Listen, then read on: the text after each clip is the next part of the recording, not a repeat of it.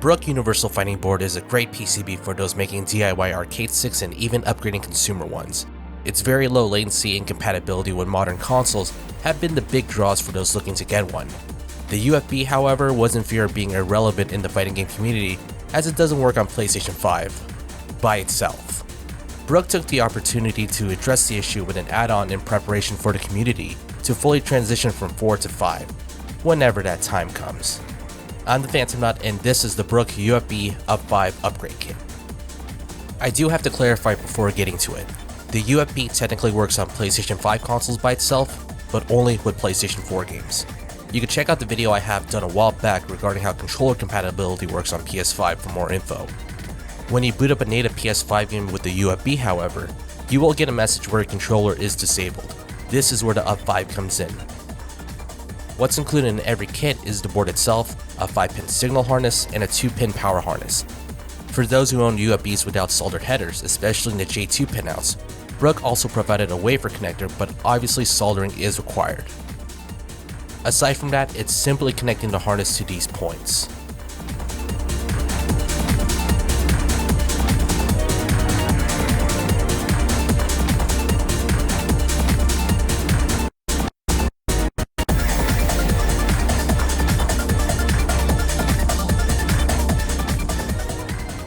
Installation can be capped up by updating to the latest firmware.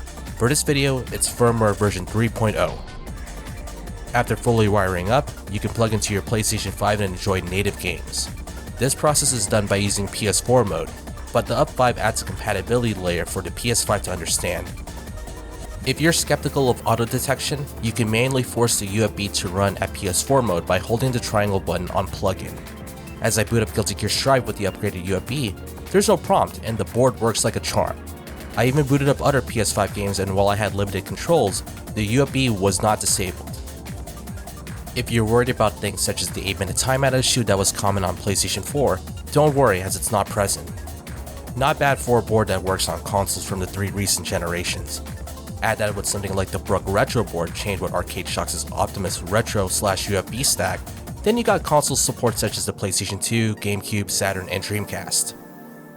I think the only issue I have when installing this is that since it's a separate board, mounting can vary between sticks. If you don't mount it, it just looks very awkward. I would have been okay in spending more if there was a mounting piece that keeps both boards together and cleanly. I wouldn't be surprised if there are folks working on DIY creations that could help that out.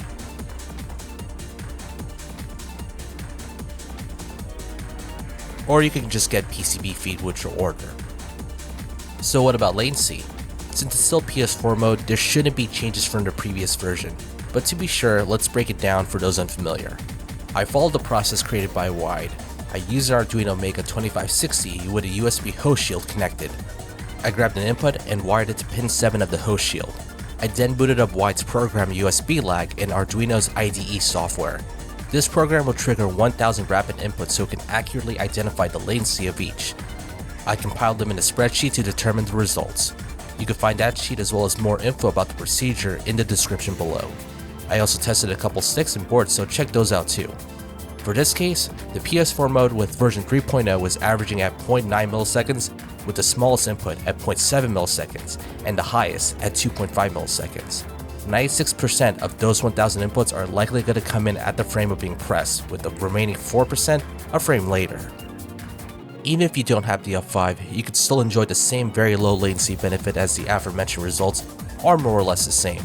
If you want to see the detailed spreadsheet, click the link in the description below. I do want to make a note that while testing, I encountered an issue where most of the time, the UFB was acting incorrectly, giving me unusual results. This was happening on 2 UFBs I have, with one on a previous firmware version. An example can also be found in the spreadsheet. The UFB technically might not be as fast as the Damon Byte arcade encoder I tested in another video, but the margin is so small that you will likely not notice a difference. To be fair, these boards serve different purposes. Here are the top controllers, arcade sticks, and boards that I've tested out, as well as those found on inputlag.science.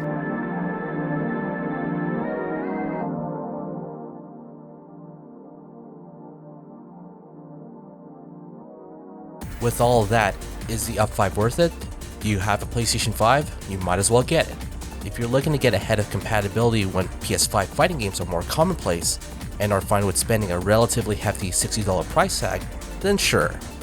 The elephant in the room, however, is the PS5 itself. Getting the PS5 is not easy and will probably stay that way for some time. The latest console generation is currently experiencing a three-way situation. A semiconductor shortage not expected to get resolved until 2022, the high demand for the new consoles, and the bots and scalpers getting their hands on said consoles. Since this time is much more of a transitional period between generations, upcoming games such as The King of Fighters 15 will have PlayStation 4 ports along with it coming to PS5. That last-gen console is still commonplace in the fighting game community. I'm guessing local tournaments for the time being will stick to the previous generation until things ease up sometime next year. Even then, what about the other PS4-based fighting boards from Brook? Even if they have the same board size as the Universal Fighting Board, they differ when looking at their J6 pinouts. I'm going to be optimistic and guess that Brook might be looking to making a variant or variants of the UP5 add-on to work on the other fighting boards in the coming future. Definitely be on the lookout for that. As for a board with PS5 support already installed, that's definitely way more down the line. What about those who have their PS4 super converters? I highly doubt a firmware update will help out if the UFB needed a hardware add-on, for example. I bet Brook will eventually sell new super converters with additional internal hardware so they can work on PS5. One big anxiety I have is Sony updating the PlayStation 5. For the PlayStation 4, almost every update rendered unlicensed devices and boards like the UFB at a disadvantage. While they still technically worked, they were still under the mercy of the 8-minute Bluetooth check. If the check failed, it disables the device until it's replugged. Sony eventually stopped this, allowing these devices and boards to reign free on PS4. It might happen again with the new console, however, and I fear that every new update will straight up disable PS5 support and something like the UP5 on the UFB. Hopefully Brook issues proper firmware updates if bad news comes in the way. Outside of my concerns, the UFB-UP5 does its job in making the Universal Fighting Board work on PlayStation 5.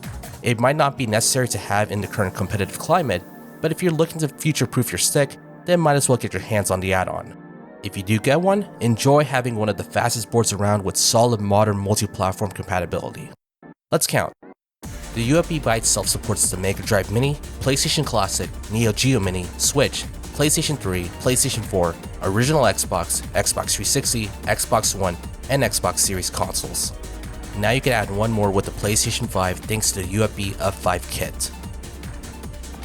Until next time, there's no S in Brook, and thank you for watching.